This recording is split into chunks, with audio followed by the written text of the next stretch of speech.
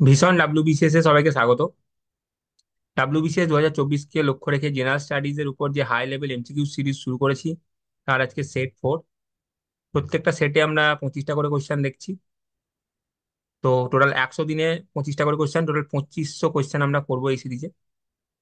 এবং এক একটা ভিডিও থেকে তোমরা প্রায় 60 থেকে 70টা ইম্পর্টেন্ট ইনফরমেশন পেয়ে যাবে, কারণ আমরা প্রত্যেকটা কোশ্চেনকে অ্যানালিসিস করবো।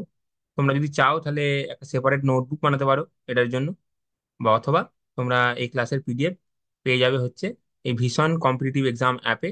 এই অ্যাপের লিংক ভিডিও ডিসক্রিপশনে দেওয়া আছে। অ্যাপ ডাউনলোড করে ডাব্লিউবিপিএসসি সেকশনে যাবে, এর আন্ডারে ডাব্লিউবিসিএস বলে একটা সেকশন থাকবে, সেখানে যাবে। এখানে ক্লাসের পিডিএফ গুলো তোমরা পেয়ে যাবে। আচ্ছা, প্রত্যেকটা সেটে অ্যানসিয়েন্ট মিডিয়েভেল থেকে 5টা কোশ্চেন, ইন্ডিয়ান ন্যাশনাল মুভমেন্ট থেকে 10টা কোশ্চেন, ইন্ডিয়ান জিওগ্রাফি থেকে 5টা এবং ইন্ডিয়ান পলিটি থেকে 5টা কোশ্চেন থাকবে। টোটাল 25টা কোশ্চেন থাকবে। চলো শুরু করি প্রথম কোশ্চেন দিয়ে। তো দেখো এই কোশ্চেনটা কি বলছে, which of the following is the correct description of Hora Shastra. Hora শাস্ত্র মানে কি? তো এটা তোমরা পজ করো, নিজের অ্যান্সার করার চেষ্টা করো। এটার অ্যান্সার হবে, হোরা শাস্ত্র হচ্ছে it deals with the study of Vedic astrology. Vedic অ্যাস্ট্রোলজির ওপর এটা স্টাডি। হোরা শাস্ত্র, এই হোরা শাস্ত্র টার্মটা, এটা সংস্কৃত টার্ম। এই টার্মটা এসছে একটা গ্রিক টার্ম হরোস্কোপ থেকে। গ্রিক টার্ম হরোস্কোপ, সেই গ্রিক টার্ম হরোস্কোপ থেকে এসেছে। তো গ্রিক টার্ম হরোস্কোপ থেকে এই হোরা শাস্ত্র কথাটা এসেছে। এবার দেখো বাকি অপশন গুলো দেখে নিই। ইট is a major ancient Indian text code of concerning code of conduct for men and women in society. ছেলে এবং মেয়ের কোড অফ কন্ডাক্ট সোসাইটিতে, সেটা সম্পর্কে যে অ্যান্সিয়েন্ট ইন্ডিয়ান টেক্সট, সেটা কি? এটা কি টেক্সট, কেউ বলতে পারবে? এটা হচ্ছে মনুস্মৃতি, লজ অফ মনুস্মৃতি। আচ্ছা, সেকেন্ড অফ বি অপশন দেখো, it is a book containing rules regarding performance, acting, gesture, stage direction. এটা কিসের কথা বলছে? ভারত মুনির নাট্যশাস্ত্র। ভারত মুনির নাট্যশাস্ত্র। আর option D, it is one of the oldest grammar rule books for Sanskrit language. এটা কি বলছে? এটা হচ্ছে পানিনি অষ্টাধ্যায়ী। পানির অষ্টাধ্যায়ী। এটা অ্যারাউন্ড তোমার 500 BC টাইমে। চলো নেক্সট কোশ্চেন। দেখো সেকেন্ড কোশ্চেনের ডেসক্রিপশনটা ভালো করে পড়ো। যে ডেসক্রিপশনে দেওয়া আছে, এটা বলা হচ্ছে কার সম্পর্কে বলা হচ্ছে। দেখো একটা ইনফরমেশন হচ্ছে উনি ছিলেন ইন্দো গ্রিক রুলার। ওনার যে টেরিটরি ছিল সেটা হচ্ছে নর্থ ওয়েস্ট ইন্ডিয়াতে ছিল, নর্থ ওয়েস্ট রিজন অফ ইন্ডিয়াতে ছিল। ক্যাপিটাল কোথায় ছিল? সাগালা। আর বুদ্ধিস্ট রিলিজনের প্যাট্রন ছিলেন তিনি। আর তিনি বুদ্ধিজমে কনভার্ট হয়েছিলেন কার দ্বারা? নাগাসেনের দ্বারা। তো এখানে কার কথা বলা হয়েছে? বুঝতেই পারছো, মেনেন্দারের কথা বলা হচ্ছে। এবং ইনার সাথে অ্যাসোসিয়েটেড যে বই, সেই বইয়ের নাম কি? মিলিন্দা, মিলিন্দা পানহো। মিলিন্দা পানহো কথাটার অর্থ কি? কথার অর্থ হচ্ছে দ্য কোশ্চেন্স অফ মিলিন্দা, মিলিন্দার করা প্রশ্ন। এটা কোন ল্যাঙ্গুয়েজে লেখা হয়েছিল? পালি ল্যাঙ্গুয়েজে লেখা হয়েছিল, পালিতে। দেখো এবার কোশ্চেন 3 দেখো, which of the following statement is correct about Besnagar pillar inscription. Besnagar pillar pillar inscription সম্পর্কে কোনটা সত্যি? তো তোমরা এটা পজ করে অ্যান্সার ভাবার চেষ্টা করো। এটার অ্যান্সারটা হবে, it was erected by Heliodorus, a Greek ambassador to India in the honour of the god Vasudeva. Vasudeva মানে কোন ডেটি? ডেটি কৃষ্ণা। কৃষ্ণ, কৃষ্ণর কথা বলা হচ্ছে। আচ্ছা, এবার অপশনগুলো দেখে নি। It praises the military achievements of Gautamiputra Satakarni. Gautamiputra সাতকর্ণীর অ্যাচিভমেন্টের উপর আমরা যদি ইনস্ক্রিপশন দেখি, তাহলে কি কি ইনস্ক্রিপশন হতে পারে ওনার সাথে অ্যাসোসিয়েটেড? একটা হচ্ছে নাসিক ইনস্ক্রিপশন, আর একটা হচ্ছে নানাগড় ইনস্ক্রিপশন। এটা হলো অপশন বি। বলছি describes the personality achievements of Samudragupta. সমুদ্রগুপ্তের সাথে অ্যাসোসিয়েটেড আমরা যদি বলি, তাহলে কোনটা হবে? Allahabad pillar inscription. Allahabad pillar inscription, ঠিক আছে। আর it describes Ashoka's village visit to the Rampurva village and his commitment to animal welfare. এটা হয়ে যাবে রামপুরবা বুল, যেটা অশোকান স্ক্রিপ্টার ছিল, যেটার ইনস্ক্রিপশন ছিল ব্রাহ্মী স্ক্রিপ্টে আর প্রাকৃত ল্যাঙ্গুয়েজে। এখানে এটা সম্পর্কে বলা হয়েছে। এবার নেক্সট কোশ্চেন দেখো কি বলছে, in the context of Indian Indian ancient Indian social structure, the term অনির্বাসিত। অনির্বাসিত টার্মের মানে কি? তো এটা অ্যান্সার হয়ে যাবে Shudras living outside the village community. আর যেসব শূদ্র ইনসাইড ভিলেজ কমিউনিটিতে লিভ করতো, তাদেরকে কি বলবো আমরা? নির্বাসিত। নির্বাসিত শূদ্র। পরের প্রশ্ন দেখো, বলছে কি শুঙ্গ ডাইনাস্টির পরে মগধে কোন ডাইনাস্টি রুল করেছিল?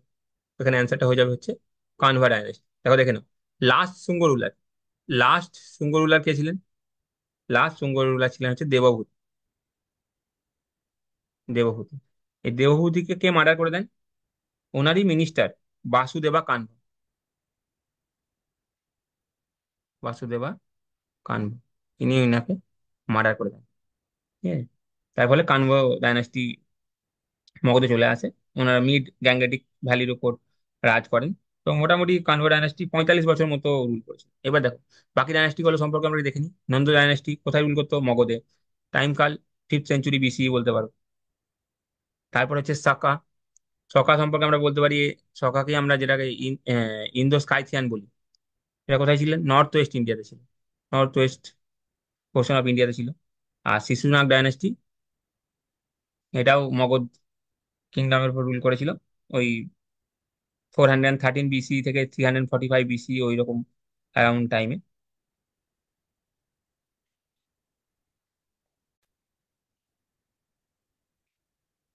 তো এবার পরের প্রশ্ন দেখো, which of the following commission was appointed after the revolt of 1857 to look into the military affairs of India? 1857-এর মহাবিদ্রোহের পরে কোন কমিশন অ্যাপয়েন্ট করা হয়েছিল মিলিটারি অ্যাফেয়ার্স দেখার জন্য?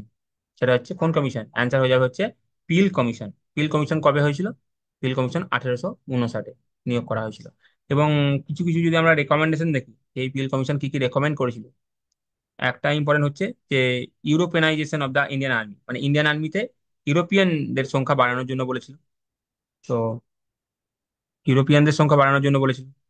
আর কি বলেছিল? কাস্ট লাইনে রেজিমেন্ট তৈরির কথা বলেছিল।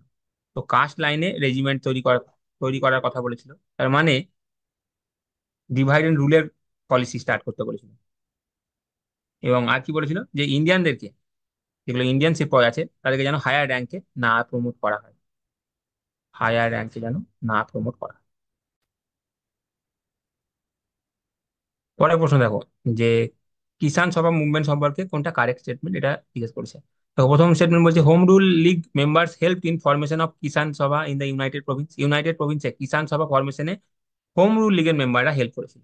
তো এটা হচ্ছে কারেক্ট স্টেটমেন্ট। দেখো ইউনাইটেড প্রভিন্সে যে কিষাণ সভা ছিল, সেটা কবে সেট আপ হয়েছিল? এটা সেট আপ হয়েছিল হচ্ছে 1980, 1918-তে। কে করেছিল? গৌরী শঙ্কর মিশ্রা। এবং তার সাথে কে ছিলেন? ইন্দ্র নারায়ণ দ্বিবেদী। ইন্দ্র নারায়ণ দ্বিবেদী। এবং ওনাদেরকে সাপোর্ট করেছিলেন হচ্ছে মদন মোহন মালবিয়া। মদন মোহন মালবিয়া। ঠিক আছে। আর যেটা বলছে যে মুভমেন্টটা throughout its course of in existence non violent ছিল, না। পুরো মুভমেন্টটা নন ভায়োলেন্ট ছিল না, ভায়োলেন্ট ছিল। কারণ ওনারা অনেক সময় দেখা গেছে যে পুলিশদের উপর অ্যাটাক করতেন, ল্যান্ডলর্ডদের ক্রপ পুড়িয়ে দিতেন, মার্কেট লুট করতেন। তো পুরোপুরি নন ভায়োলেন্ট ছিল না, মাঝে মাঝে এটা ভায়োলেন্টও হয়ে যেত। তাই অ্যান্সারটা হয়ে যাবে অনলি ওয়ান অনলি। দেখো ওই প্রশ্নটা কি বলছে, ম্যাক্সওয়েল ব্রুমফিল্ড কমিশন কিসের, কোন মুভমেন্টের সাথে জড়িত? তো ম্যাক্সওয়েল ব্রুমফিল্ড ব্রুমফিল্ড কমিশন কিসের সাথে যুক্ত? সেটা হচ্ছে বারদৌলি সত্যাগ্রহের সাথে যুক্ত। দেখো এই বারদৌলি সত্যাগ্রহ ইয়ার যদি দেখি, তাহলে 1928-এ লঞ্চ হয়েছিল। কোথায়? সুরাট ডিস্ট্রিক্ট। সুরাট ডিস্ট্রিক্ট মানে বুঝতে পারছো, গুজরাটের সুরাট ডিস্ট্রিক্টে লঞ্চ হয়েছিল। এবং এটা কি ছিল? নো ট্যাক্স মুভমেন্ট ছিল। No tax movement. দেখো এখানে কি বলছে, কোন স্টেটমেন্টটা হচ্ছে কারেক্ট কি সম্পর্কে? মোপলা রিভল্ট 1921, 1921-এর মোপলা রেবেলিয়ন সম্পর্কে কোনটা কারেক্ট স্টেটমেন্ট? দেখো মোপলা রেবেলিয়ন কোথায় হয়েছিল? মালাবার ডিস্ট্রিক্ট। মালাবার ডিস্ট্রিক্ট কোথায়? কেরালায়। কেরালার মালাবার ডিস্ট্রিক্ট। দেখো force religious conversion of Muslim এই মোপলা রেবেলিয়নের কারণ ছিল না। মেইনলি যেটা ছিল হচ্ছে আনফেভারেবল ল্যান্ড টেনিওর সিস্টেম ছিল। মোপলাদেরকে কোনো রকম নোটিশ ছাড়াই, অ্যাপ্রোপ্রিয়েট নোটিশ ছাড়াই নিজেদের ল্যান্ড থেকে কি করা হচ্ছিল? বিতাড়িত করা হচ্ছিল। আচ্ছা। দেখো অপশন সি কি বলছে, the rebellion came to an end after British passed a law to restore land rights to the Muslim tenants. না না, ব্রিটিশ কোনো ল পাস করেনি ল্যান্ড রাইট রিস্টোর করার জন্য। ইনফ্যাক্ট ব্রিটিশ কি করেছিল, মালাবার স্পেশাল ফোর্স গঠন করেছিল এই রায়টটাকে সাপ্রেস করার জন্য, এই রিভল্টটাকে সাপ্রেস করার জন্য। আর এটা যে লার্জলি নন ভায়োলেন্ট বলছে, তো লার্জলি নন ভায়োলেন্ট ছিল না, এটা ভায়োলেন্ট রূপ ধারণ করেছিল পরবর্তীকালে, লার্জলি ভায়োলেন্ট রূপ ধারণ করেছিল। তো এটাও ইনকারেক্ট, এটাও ইনকারেক্ট। এবার তোমরা হয়তো ভাবতে পারো যে মহাত্মা গান্ধী তাহলে এটা যদি ভায়োলেন্টই ছিল তাহলে সাপোর্ট কেন করেছিল, এখানে ওয়ার্ডটা ভালো করে দেখো, ইনিশিয়ালি। ইনিশিয়ালি উনি সাপোর্ট করেছিলেন, কিন্তু পরবর্তীকালে যখন উনি দেখলেন যে এই রিভল্ট মেনলি ভায়োলেন্ট রূপ ধারণ করেছে, তখন উনি উনি নিজেকে ডিস্টেন্স করে নেয়, ডিস্টেন্স করে নেয় এটা থেকে। তো উনি ইনিশিয়ালি সাপোর্ট করেছিলেন, বাট পরবর্তীকালে যখন ভায়োলেন্ট রূপ ধারণ করে তখন উনি এটা থেকে দূরে চলে আসেন। দেখো, দেখো যখনই কোনো প্যাসেজ দেবে ইম্পর্টেন্ট পয়েন্টগুলো দেখার চেষ্টা করবে। The tribal movement launched by the inhabitants of Chhotanagpur, তাহলে এরিয়া কোথায়? ছোটনাগপুর। দেখো এখানে এটা পড়ো, এটা হচ্ছে কজ অফ দ্য রিভল্ট, রিভল্টের কজ বলা আছে, এবং এখানে দেখো লিডারের নাম বলা আছে, বুদ্ধ ভগত। তাহলে এটা কোন মিউটিনি হয়ে যাবে? এটা হচ্ছে কোল মিউটিনি। দেখো এই প্যাসেজ থেকে তোমরা কি জানতে পারলে? কোল মিউটিনির লিডার জানতে পারলে, এরিয়ার নাম জানতে পারলে, এবং কজ, কারণ কি ছিল সেটা জানতে পারলে। দেখো বলছে কোনটা কারেক্টলি ডেসক্রাইব করে পলিগার টার্মকে। দেখো এটা মেনলি অ্যাসোসিয়েটেড হচ্ছে সাউথ ইন্ডিয়ার সাথে, সাউথ ইন্ডিয়া পলিগার, ঠিক আছে। দেখো হোল্ডার্স অফ টেরিটরি, টেরিটরি বা পালায়াম, হোল্ডার্স অফ টেরিটরি বা পালায়াম, হ্যাঁ, consisting of few villages granted to them by the ruler মানে Nayakar, Nayakar in return for military service and tribute, মানে একজন রুলার ছিলেন, পলিগার ছিলেন। তো রুলার কি করতো? পলিগারদেরকে টেরিটরি দিত। কেন দিত? ইন রিটার্নে পলিগাররা কি দিত? Military service, give and take policy. Ruler territory দিত, কেন দিত? কারণ পলিগাররা মিলিটারি সার্ভিস দিত। দেখো প্রশ্নটা কি বলছে, প্রাইমারি কজ, প্রধান কারণ জিজ্ঞেস করেছে কিসের? ইন্ডিগো রিভল্টের। সময়কালটা কখন? 1859, 1860। ইন্ডিগো রিভল্ট সম্পর্কে জিজ্ঞেস করেছে, প্রধান কারণ কি ছিল? Forcing peasants to grow indigo plantations and paying low remunerative prices, মানে ইউরোপিয়ান প্ল্যান্টাররা কি করতো, লোকাল পিজেন্টসদেরকে যে ইন্ডিগো গ্রো করতে বাধ্য করতো। রাইসের বদলে বলতো তোমরা ইন্ডিগো গ্রো করো, এবং অ্যাডভান্স কিছু দিত, এবং কিছু ফ্রড কন্ট্রাক্ট বানাতো, এবং এই কন্ট্রাক্টকে পরবর্তীকালে পিজেন্টদের বিরুদ্ধে ইউজ করতো, এবং মার্কেট প্রাইসের থেকে অনেক কম টাকা দিত। তো ইন্ডিগো যারা প্ল্যান্টার ছিলেন, ইন্ডিগো প্ল্যান্টার, তারা লোকাল পিজেন্টদেরকে বাধ্য করতো ইন্ডিগো গ্রো করার জন্য, এবং বেস্ট ল্যান্ডে বানাতে বলতো। ওদের যে বেস্ট ল্যান্ড অ্যাভেলেবল আছে যেখানে রাইস হওয়ার কথা, সে রাইসের বদলে চাপ দিয়ে ওনাকে ইন্ডিগো প্ল্যান করানো করাতো। এটা ছিল প্রধান কারণ। দেখো বড় প্রশ্ন, Deccan rights, Deccan rights of 1870s, 1870s এর ডেকান রাইটস সম্পর্কে কোনটা ইনকারেক্ট জিজ্ঞেস করেছে। আমরা তিনটে কারেক্ট স্টেটমেন্ট আছে, একটা ইনকারেক্ট স্টেটমেন্ট আছে। দেখো যে কারেক্ট স্টেটমেন্ট গুলো আছে এগুলো তোমাদের নলেজে অ্যাড করে নাও। যেমন দেখো, root cause of protest was the introduction of Ryotwari system, এই স্টেটমেন্টটা এটা হচ্ছে correct. Social boycott was used as a major instrument of protest, এটাও correct. It led to the passage of Deccan agricultural relief act in 1879, এটাও correct. তাহলে কোনটা incorrect? Answer হয়ে যাবে এখানে B, Satya Shodhak Samaj organised campaign for the present cause, না সত্য শোধক সমাজ নয়। তাহলে কে? পুনা সার্বজনিক সভা, জাস্টিস রানাদের, জাস্টিস রানাদের যে পুনা সার্বজনিক সভা ছিল, তারা এটাকে সাপোর্ট করেছিল এবং ক্যাম্পেইন অর্গানাইজ করেছিল এদের হয়ে। দেখো পরের প্রশ্ন কি বলছে, রিজন কে ছিল, কারণ কে ছিল পাথারুঘাট আপরাইজিং? দেখো এইসব কোয়েশ্চেনে তোমরা কি করবে, দু তিনটে জিনিস জেনে নেবে। দেখো পাথারুঘাটে আপরাইজিং কবে হয়েছিল? 1894, তো অ্যারাউন্ড টাইম কালটা তোমরা মোটামুটি জেনে নিলে। কোথায় হয়েছিল? আসামে হয়েছিল। আর মেন কজ কি ছিল? A, protest against the imposition of land, land tax ইম্পোজিশনের এগেনস্টে প্রোটেস্ট হয়েছিল। তো এই দু একটা ইনফরমেশন এগুলো সম্পর্কে তোমরা জেনে নিলে, তো তোমাদের এক্সট্রা নলেজ অ্যাড হয়ে গেল এই কোশ্চেনটা থ্রু। দেখো বলছে ট্রাইবাল ইনসারেকশন ইন ইন্ডিয়া, তার যে ফ্যাক্টর তাদের মধ্যে কোনটা কারেক্ট নয় এটা জিজ্ঞেস করছে। তার মানে ট্রাইবাল যে বিদ্রোহগুলো হতো তার কারণ জিজ্ঞেস করেছে, এবং জিজ্ঞেস করেছে যে কোনটা কারেক্ট কারণ নয় এটা জিজ্ঞেস করেছে। দেখো loss of land of tribals in their home, loss of land of tribal তো হয়েছিল, তাহলে এটা তো correct factor. Work of Christian missionary, এটাও correct factor. Monopoly of governments over forest, এটাও কারেক্ট ফ্যাক্টর। দেখো বলছে lack of introduction of common administrative system in forest, না, ইন কমন অ্যাডমিনিস্ট্রেটিভ সিস্টেম তো ইন্ট্রোডাকশন করা হয়েছিল, ইন্ট্রোডিউস করা হয়েছিল, এবং তার ফলে ফরেস্টের যে ন্যাচারাল ইকোনমি সেটা ধ্বংস হয়ে গেছে। তাহলে এখানে নট কারেক্ট বলেছে, তাহলে অ্যান্সার হয়ে যাবে সি। তাহলে এখানে দেখো তোমরা ট্রাইবাল যে বিদ্রোহগুলো হতো তার যে কারণ, সেগুলো তোমরা এই কোশ্চেন থেকে জেনে নিলে।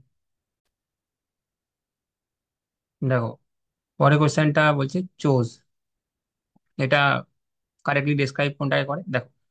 যে পাঞ্জাব হরিয়ানার যে নর্দার্ন পোর্শন আছে, পাঞ্জাব হরিয়ানার যে নর্দার্ন পোর্শন আছে যেটা শিওলিকের সঙ্গে যুক্ত, এই নর্দার্ন পোর্শনে ক্ষয় হয়েছে, ইরোশন হয়েছে। এই ইরোশনটা কেন হয়েছে? সিজনাল স্ট্রিমের ফলে যে ইরোশনটা হচ্ছে, এটাকে আমরা বলছি চোজ।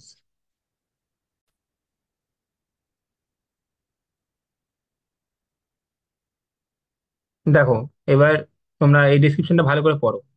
দেখো কি কি পাবে: tall grassland, scrub savanna. If you pass through this region, যদি তুমি এই রিজনের উপর দিয়ে যাও তাহলে তুমি টল গ্রাসল্যান্ড পাবে, স্ক্রাব সাভানা পাবে, শাল ফরেস্ট পাবে, রিচ সোয়াম পাবে। তার মানে হাই বায়োলজিক্যাল ডাইভার্সিটির কথা বলছে, ভেরি হাই হিউমিডিটির কথা বলছে, এবং ভেরি মার্সি এটা বলছে। এবং এরিয়া কোথায় কোথায় বলছে: পাঞ্জাব, উত্তরপ্রদেশ, উত্তরাখণ্ড। এবং এটা এগ্রিকালচারাল ল্যান্ড। কোন কোন ক্রপ দেয়: সুগার কেন, রাইস, হুইট। তো এটা কিসের কথা বলছে? এটা তরাইয়ের কথা বলছে। ঠিক আছে। আর অ্যালুভিয়াল সয়েলকে যদি আমরা এজের ভিত্তিতে ভাগ করি, তাহলে খাদার আর ভাঙ্গার, খাদার আর ভাঙ্গার। এবার তোমরা আমাকে কমেন্টে বলবে যে কোনটা হচ্ছে ওল্ডার অ্যালুভিয়াল আর কোনটা নিউয়ার অ্যালুভিয়াল। দেখো, আমরা যদি নর্থ থেকে সাউথে দেখি, তাহলে আমরা জানি প্রথমে হচ্ছে তোমার ট্রান্স হিমালয়, সব থেকে নর্থে। তার নিচে হচ্ছে গ্রেট হিমালয়, তারপর হচ্ছে লেসার হিমালয়, আর তার নিচে হচ্ছে সিওয়ালিক। এটা হচ্ছে নর্থ টু সাউথ, এটা হচ্ছে নর্থ, এটা সাউথ, নর্থ টু সাউথ এরকম। দেখো, তার মানে লাদাখ আর জাসকার হচ্ছে, এটা পার্ট অফ ট্রান্স হিমালয়, তাহলে এটা হচ্ছে নর্থের দিকে। তার নিচে হচ্ছে গ্রেটার হিমালয়, এবং তার নিচে হচ্ছে পীর পাঞ্জাল। পীর পাঞ্জাল কোথায় আছে? লেসার হিমালয় আছে। তাহলে এটা হয়ে গেল কারেক্ট অর্ডার, নর্থ থেকে সাউথ। দেখো, এটা বলছে ট্রপিক অফ ক্যান্সারের সবথেকে ক্লোজেস্ট কোনটা আছে। দেখো, এটা যদি তোমরা অপশনগুলো দেখো তাহলে, এবং ম্যাপটা ভালো করে দেখো, জয়পুরটা তোমরা হটিয়ে দিতে পারবে, রায়পুরটা হটিয়ে দিতে পারবে। কনফিউশনটা লাগবে কলকাতা এবং ভোপালের মধ্যে।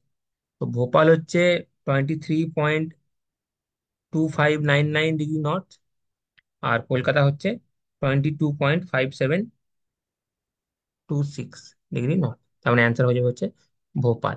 এগুলো তোমরা একটু ম্যাপটাকে ক্লোজলি অবজার্ভ করো। দেখো বলছে লাক্ষাদ্বীপ আইল্যান্ড সম্পর্কে কোনটা ইনকারেক্ট স্টেটমেন্ট, কোনটা ইনকারেক্ট জিজ্ঞেস করছে। বলছে entire group of island is built of coral deposit, পুরোটাই কোরাল ডিপোজিট দিয়ে তৈরি। এটা কারেক্ট স্টেটমেন্ট, পুরোটাই কোরাল। দেখো বলছে 11 degree channel separates Minicoy from main Lakshadweep archipelago. না, 11 ডিগ্রি চ্যানেল দিয়ে এটা সেপারেট হয় না। কত ডিগ্রি দিয়ে? 9 ডিগ্রি চ্যানেল। 9 ডিগ্রি চ্যানেল দিয়ে মিনিকয় আর লাক্ষাদ্বীপ আর্চিপেলাগো সেপারেট হয়েছে। আচ্ছা, it is located north of Maldives and Chagos group of island. মানে লাক্ষাদ্বীপ হচ্ছে আহ, মালদ্বীপের নর্থে, লাক্ষাদ্বীপ এখানে, তার নিচে হচ্ছে মালদ্বীপ এবং চ্যাগোস গ্রুপ অফ আইল্যান্ড। আচ্ছা, এবার তোমাদের, তার মানে এটাও কারেক্ট স্টেটমেন্ট। তাহলে ইনকারেক্ট কোনটা? বি। এবার তোমাদের অপশন সি দেখে লাগতে পারে যে বলা আছে Lakshadweep has 0% of forest area, যে এটা তো ইনকারেক্ট স্টেটমেন্ট। যে ফরেস্ট এরিয়া, এখানে তো প্রচুর ফরেস্ট আছে। দেখো, এখানে তোমাকে বুঝতে হবে দুটো টার্ম। একটা হচ্ছে ফরেস্ট কভার, যেটা হচ্ছে লাক্ষাদ্বীপে প্রায় অ্যারাউন্ড 90%। আর একটা টার্ম হচ্ছে ফরেস্ট এরিয়া, ফরেস্ট এরিয়া হচ্ছে 0%। তো আমি তোমাদের হোমওয়ার্ক দিলাম, এই ফরেস্ট কভার আর ফরেস্ট এরিয়ার ডিফারেন্সটা তোমরা দেখে নেবে। এটা তোমাদের হোমওয়ার্ক। দেখো, এবার পলিটির 5টা কোশ্চেন আমরা দেখে নিই। এখানে কি বলছে? ফান্ডামেন্টাল রাইট, ফান্ডামেন্টাল রাইট কোন পার্টে আছে? পার্ট 3-তে আছে ইন্ডিয়ান কনস্টিটিউশন। এটা সম্পর্কে কোনটা কারেক্ট স্টেটমেন্টে জিজ্ঞেস করছে।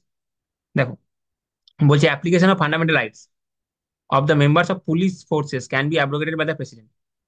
পুলিশ ফোর্সের উপর ফান্ডামেন্টাল রাইটের অ্যাপ্লিকেশন এর অ্যাব্রিগেশন কে ডিসাইড করে? প্রেসিডেন্ট। না, এটা প্রেসিডেন্ট ডিসাইড করে না। কে ডিসাইড করে? পার্লামেন্ট। কত নাম্বার আর্টিকেল? আর্টিকেল 33-তে লেখা আছে। ঠিক আছে। দেখো, aggrieve person can go to supreme court only by appeal against the জাজ অফ হাইকোর্ট। না, ফান্ডামেন্টাল রাইটে যদি হনন হয় তাহলে কোনো একটা ব্যক্তি ডাইরেক্ট সুপ্রিম কোর্টে যেতে পারে। তাহলে অপশন বিও ইনকারেক্ট, অপশন এও ইনকারেক্ট। অপশন ডি দেখো, fundamental rights necessarily require law made for giving effect to them. Fundamental রাইটকে এফেক্ট লাগু করার জন্য সবসময় ল এর দরকার হয়। মানে অবশ্যই ল এর দরকার হয় এটা বলছে। না, সবসময় ল এর দরকার হয় না, ল ছাড়া অটোমেটিক্যালি এগুলো এনফোর্স হতে পারে। হ্যাঁ, কিছু কিছু ক্ষেত্রে ল লাগে। এটাকে এনফোর্স করার জন্য, এবং সেই লটা কে বানাবে? শুধুমাত্র পার্লামেন্ট বানাবে। কোথায় লেখা আছে? আর্টিকেল 35-এ। তাহলে এটাও ইনকারেক্ট স্টেটমেন্ট। তাহলে কারেক্ট স্টেটমেন্ট কোনটা? C. Rights guaranteed by article 19 can be suspended only when emergency declare on the grounds of war or external emergency. দেখো, যদি ন্যাশনাল এমার্জেন্সি, দু টাইপের হতে পারে, এক্সটার্নাল এমার্জেন্সি অথবা ইন্টারনাল এমার্জেন্সি। ঠিক আছে, দুটো। একটা হচ্ছে এক্সটার্নাল এমার্জেন্সি, সেটা হচ্ছে ওয়ার বা এক্সটার্নাল এগ্রেশন। আর একটা হতে পারে ইন্টারনাল এমার্জেন্সি, সেটা কোন গ্রাউন্ডে হতে পারে? আর্ম রেবেলিয়নের গ্রাউন্ডে। যদি আর্ম রেবেলিয়নের গ্রাউন্ডে হয়, তাহলে আর্টিকেল 19 সাসপেন্ড হবে না। কিন্তু যদি ন্যাশনাল এমার্জেন্সি লাগু হয়েছে ওয়ার বা এক্সটার্নাল এগ্রেশনের গ্রাউন্ডে, তাহলে আর্টিকেল 19 সাসপেন্ড হবে।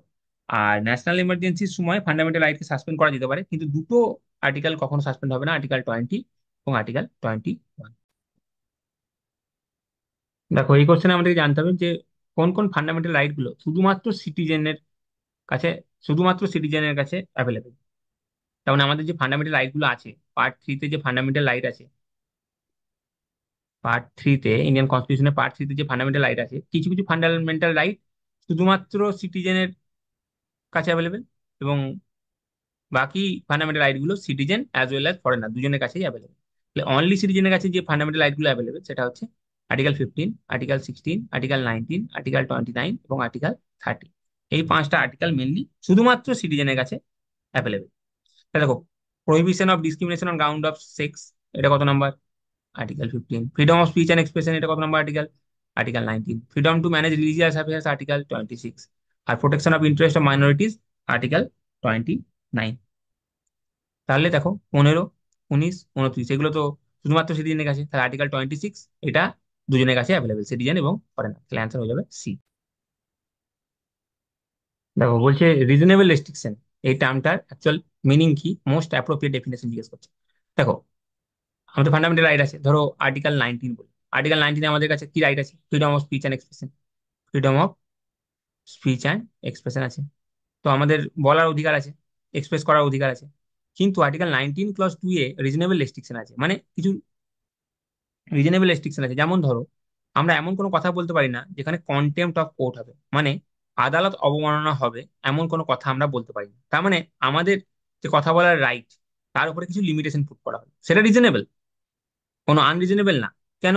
কারণ কোর্টের অবমাননা করলে কোর্টের প্রতি মানুষের শ্রদ্ধা চলে যেতে পারে, লজিক আছে, সেগুলো আমরা যখন ডিটেলসে পড়ি, সেগুলো আমরা আলাদা করে পড়বো ক্লাসে। কিন্তু মেন বক্তব্য হচ্ছে আর্টিকেল 19 আছে, যেটা বলে আমাদের freedom of speech and expression আছে, কিন্তু তার কিছু রিজনেবল রেস্ট্রিকশনও আছে। তার মানে এখানে অ্যান্সারটা হয়ে যাবে লিমিটেশন ইম্পোজড আপন এ পার্সনস রাইট। দেখো, চারটে স্টেটমেন্ট দেওয়া আছে, বলা হচ্ছে যে কোনটা ইনকারেক্ট। দেখো, রাইটস আর claims of citizen against state, অবশ্যই রাইট কার ক্লেম? সিটিজেন ক্লেম করে, কার এগেনস্টে? স্টেটের এগেনস্টে। দেখ, কারেক্ট স্টেটমেন্ট। দেখো, বলছে ডিউটিজ আর claims of citizen against right, না না না, এক্ষুনি তো বললাম ডিউটিজ না, রাইটস। তো অপশন বি হচ্ছে অ্যান্সার। দেখো, আর কি বলছে? রাইটস আর অব্লিগেশন আপন স্টেট, অবশ্যই এটা স্টেটের অব্লিগেশন রাইট দেওয়া সিটিজেনকে, তো এটাও কারেক্ট স্টেটমেন্ট। আর ডিউটিজ আর মোরাল অব্লিগেশন, অবশ্যই ইন্ডিয়াতে তোমরা আমরা যদি দেখি যে ডিউটি, ফান্ডামেন্টাল ডিউটি মেনলি, তাহলে এগুলো তো মোরাল অব্লিগেশন, এটা কোর্টে এনফোর্সেবল না, মানে বাই ইটসেলফ এটা এনফোর্সেবল না।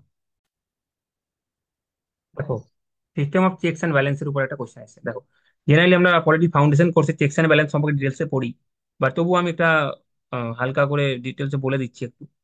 চেকস অ্যান্ড ব্যালেন্সটা ব্যাপারটা কি? দেখো, আমাদের মেনলি তিনটে অর্গান আছে, স্টেটের তিনটে মেনলি অর্গান আছে, লেজিসলেচার, এক্সিকিউটিভ এবং জুডিশিয়ারি। এই যে তিনটে অর্গান, এক একটা অর্গানের উপরে চেক রাখবে। যেমন লেজিসলেচার চেক রাখবে এক্সিকিউটিভের উপর, এক্সিকিউটিভ চেক রাখবে জুডিশিয়ারির উপর, জুডিশিয়ারি আবার এক্সিকিউটিভের উপর চেক রাখবে, জুডিশিয়ারি আবার লেজিসলেচারের উপরেও চেক রাখবে।